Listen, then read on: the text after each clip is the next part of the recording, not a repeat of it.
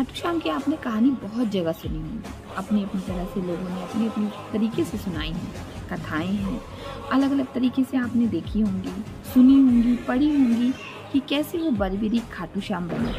इसी से रिलेटेड एक छोटी सी कहानी मैं भी आपको सुनाना चाहती हूँ। आई होप आपको पसंद आएगी। बहुत ही शॉर्ट में सुनाऊंगी जिससे आप ये जान पाएंगे कि बरबरी खाटू श्याम कैसे बना।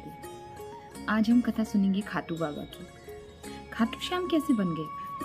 एक बरबरीक जिसे लोग पूजने लग गए, वो कैसे बन गए शीश के दाने? कैसे बन गए वो कृष्ण के भी दुखों को नाश करने वाले? कैसे अगर कृष्ण ने किसी के जीवन में दुख लिख दिया तो कैसे उनके द्वार पर जाकर मत्था टेकने से वो सारे दुख हट सकते हैं?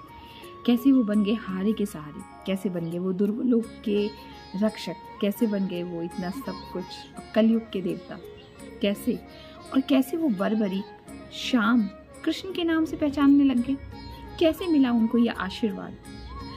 देखते हैं। उससे पहले हमें ये जानना जरूरी है कि उनका जन्म कैसे हुआ, कैसे वो इस धरती पर आए, कौन थे उनके माता पिता। आइए जानते हैं। ये कहानी शुरू होती है वह तब से, वो थे, उनके पिता थे भीष्म। भीष्म के जो पुत्र थे वो थे घटोत्कच। घटोत्कच के पुत्र थे बरबरी। तो उनके कौन लगे? दादाजी। भीष्म उनके दादाजी थे। भीम उनके दादाजी थे। तो जो घटोत्कच थे वो उनके पिता थे बरबरी। लेकिन श्याम सुंदर ने, कान्हा जी ने पहले से ही तय कर रखा था कि बरबरी की परवरिश कैसे होगी। तो उन्होंने उनकी दादी को, हिडम्बा को ये आदेश दिया कि हे हिडम्बा, आप जो घटोत्कच का पुत्र होगा, आप उसकी देखभाल करेंगी, उसको अच्छी शिक्षा दीक्षा देंगी, उसको धर्म के राह पर लेकर जाएंगी। हिडम्बा ऐसा ही करती हैं, उनको अच्छी कहानियाँ सुनाती हैं, धार्मिक कहानियाँ सुनाती हैं। और जो बरबरीक होते हैं वो इसी तरह से अपनी दादी के साथ बड़े होते हैं। वो सारी धार्मिक कहानियाँ सुनाती हैं, वेद पुराण सुनाती हैं।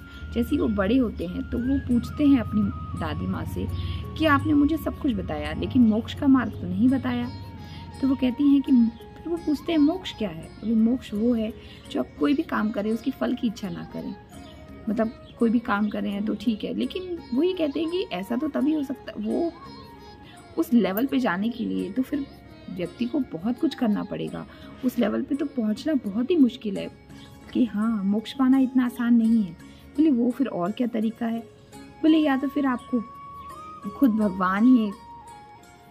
भगवान ही अपने हाथों से तुम्हारा संहार कर दें तो तुम मोक्ष की प्राप्ति करोगे। वो कहते हैं ठीक है, तो मैं जाता हूँ कान्हा जी के पास और उनको बोलूँगा, वो मेरा गला काट देंगे और फिर मैं मोक्ष की प्राप्ति करूँगा।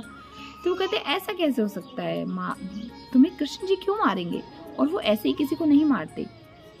तो वो कहते हैं कि अच्छा ठीक है, तो फिर कैसे? बोले ऐसे ही किसी को क्यों मारेंगे? तो कहते ठीक है, मैं उनसे युद्ध करूँगा और युद्ध में मैं उनसे हार जाऊँगा, तब वो मुझे मारेंगे। कहते वो तुमसे युद्ध क्यों करेंगे? हाँ ठीक है, तुम्हारे पास तो अस्त्र शस्त्र कुछ भी नहीं है, तो आपके पास तो अस्त्र शस्त्र भी नहीं है।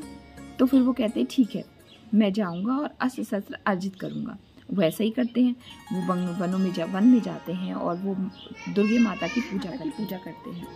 और वो दुर्गे माता की पूजा करके अजय और अपराजिता का वरदान प्राप्त कर लेते हैं।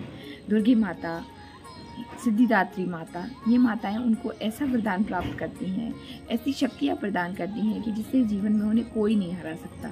और वो ये सब अस्त्र शस्त्र लेकर वापस अपनी माँ के पास आते हैं, अपनी दादी माँ के पास आते हैं। और लेकिन दादी माँ उनसे ये कहती हैं कि तुमने ये अस्त्र शस्त्र अर्जित तो कर लिए हैं, लेकिन इसे कभी निर्बल पे मत इस्तेमाल करना, निर्बलों का भला करना, जो भी निर्बल हो उसका साथ देना, जो भी असहाय हो उसका सहारा बनना। वो वैसा ही कहते हैं ठीक है, मैं ऐसा ही करूँगा। तो वो फिर ये कहते हैं कि अस्त्र शस्त्र अर्जित कर लेते हैं। तो उस वक्त महाभारत का युद्ध चल रहा होता है। तो वो ये विचार करते हैं कि क्यों ना मैं भी महाभारत का युद्ध करता हूँ, मैं भी वहाँ जाता हूँ, और मतलब योद्धा हैं, उन्हें इतने सारे अस्त्र शस्त्र मिले हैं, तो क्यों ना मैं भी वहाँ जाऊँ। तो वो कहते ठीक है, मैं भी वहाँ जाऊँगा। वो जब जा रहे होते हैं तो रास्ते में, क्योंकि जैसे वो बहुत शक्तिशाली होते हैं तो कान्हा जी को पता चल जाता है। कान्हा जी वहाँ आते हैं और उनसे मिलते हैं। कहते हैं भाई कहाँ चले? भेष बदल कर आते हैं। कहते हैं भाई कहाँ जा रहे हो? कहते हैं मैं युद्ध में जा रहा हूँ, मैं भी युद्ध करूँगा। तो अच्छा युद्ध करोगे? हाँ मैं भी युद्ध करूँगा। तो कि अच्छा ठीक है, कैसे युद्ध करोगे? तुम तो भी बहुत छोटे हो। तो अरे मैं छोटा दिख रहा हूँ पर मैं हूँ नहीं। तो अच्छा, बोले हाँ और तुम्हारे पास तो तीर भी नहीं है, देखो तुम्हारे पास सिर्फ 3 ही बाण है। तो बर्बरी कहते हैं कि नहीं नहीं, मेरे पास 3 बाण नहीं, तुम्हारे पास तो बाण भी नहीं है, तुम्हारे पास तो 3 ही बाण है। तो 3 बाण? ये 3 बाण नहीं, ये मैं तो एक ही बाण में सबका संहार कर सकता हूँ। कहते अच्छा, ये हाँ। अच्छा ठीक है, दिखाओ ज़रा कैसे करोगे। वो एक बाण निकालते हैं और वो कहते ठीक है बताइए क्या करना है मुझे। वो कहते ठीक है, यहाँ पे पेड़ है बरगद का, तुम इसके पत्तों पे निशाना लगाओ। वो वैसा ही करते हैं, वो एक बाण निकालते हैं और फिर उस बरगद के पेड़ पर निशाना लगाते हैं। लेकिन इस बीच कान्हा जी क्या करते हैं, उसमें से 2 पत्ते, एक पत्ता हाथ में और एक पत्ता अपने पैर के नीचे दबा देते हैं। अब वो निशाना तो लगाते हैं और एक एक करके जैसे ही वो निशाना लगाते हैं, सारे पत्तों पे हल्का सा छेद हो जाता है। वो निशान लगाते सारे पत्ते भिग जाते हैं। वैसे ही वो एक जो तीर होता है, वो मुस्कुराते हैं कृष्ण जी, कहते हैं अरे मुस्कुराते कहते कि देख लो कोई पत्ता छूटा तो नहीं। अरे नहीं प्रभु, कोई पत्ता नहीं छूटा है, सारे पत्ते भिग गए हैं। वो तीर आता है और उनके पैर के ऊपर मंडराने लगता है। तो प्रभु अपने पैर उस पत्ते से हटा लीजिए, वरना ये पत्ता आपके पैर को भेद देगा, ये तीर आपके पैर को भेद देगा। इतने में माता प्रकट होती हैं जिन्होंने उन्हें आशीर्वाद दिया होता है और वो कहती हैं कि हे प्रभु, मैंने बर्बरी को जो आशीर्वाद दिया है, आपके पैर की वजह से वो भेद नहीं पाएगा उसको, और वो फिर मेरा आशीर्वाद विफल ना हो जाए।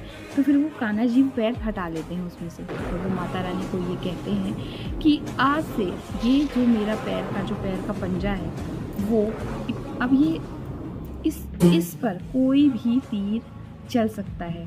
ये आज से ये ऐसा मेरे जो शरीर का जो अंग है, ये ऐसा अंग है जिस पर कोई भी तीर चला सकता है, और यही मेरे अंत का भी कारण बनेगा। क्योंकि उनका शरीर तो पूरा वज्र का होता है, सिर्फ वो पैर जो जहाँ पे वो तीर मटरा रहा होता है, वही जगह उनकी थोड़ी सी कोमल हो जाती है, और वो पत्ता वहाँ पर वो जो तीर होता है उस पत्ते को भेद देता है। अब तो कृष्ण जी को पता चल जाता है कि ये तो बड़ा शक्तिशाली है, ये तो अगर किधर भी लड़ेगा तो फिर तो गड़बड़ हो जाएगी। क्योंकि बर्बरीक ने ये कहा था कि जो भी विफल हो जाएगा, जो भी निर्बल होगा, मैं उसकी तरफ होऊंगा। अब अगर पांडव निर्बल होंगे तो पांडवों की तरफ से लड़ेंगे, अगर कौरव निर्बल होंगे तो फिर वो कौरव की तरफ से लड़ेंगे। तो ऐसे तो युद्ध खत्म हो जाएगा, दोनों तरफ से लड़ेंगे। तो कहते हैं ना, जो व्यक्ति किधर भी नहीं होता ना, वो फिर किधर भी नहीं होता, वो फिर जीवन संसार के लिए बहुत ही घातक है। कहते ठीक है। तो फिर अब जो कान्हा जी होते हैं वो तो फिर कहते तो गड़बड़ हो जाएगी, युद्ध का संतुलन खराब हो जाएगा। वो कहते हैं प्रभु मैं तो युद्ध करना चाहता हूँ। कहते हैं कि देखो तुम युद्ध मत करो, तुम्हारे लिए युद्ध नहीं है, तुम युद्ध का संतुलन खराब कर दोगे। वो नहीं मानते हैं। और फिर कान्हा जी फिर वो वही कहते हैं कि तुम युद्ध मत करो। उन्हें सब तो कहते वो ना, वो उनका गला काट देते हैं, कृष्ण उनका गला काट देते हैं। तो वो कहते बर्बरी कहते हैं कि प्रभु मैं यही चाहता था, कि आप मुझे मुक्ति प्राप्त प्रदान करें। मैं आपके हाथ से ही मरना चाहता था, और मैं ये जानता था कि भेष बदले हुए आप ही हैं। लेकिन मैं आपसे ये प्रार्थना करता हूँ कि कृपया करके आप मुझे ये युद्ध देखने का मौका दीजिए।